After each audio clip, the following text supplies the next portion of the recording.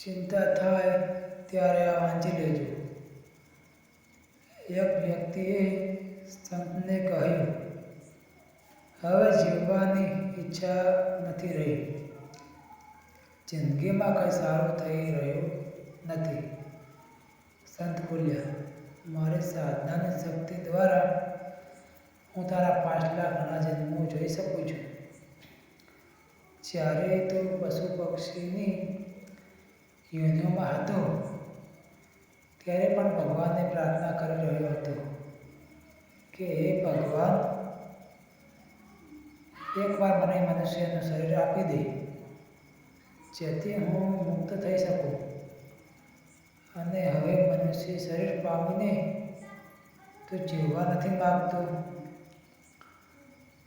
જો તારો મનુષ્ય જીવન અત્યારે સમાપ્ત થઈ જાય તો તું ફરીથી પશુ પક્ષી બની અને ફરી પ્રાર્થના કરીશ કે મને માણસના રૂપમાં જન્મ મળે. તું લાખ વાર જન્મ લઈશ તો પણ તારા દુઃખ સમાપ્ત નહીં થાય. તારે હંમેશા માટે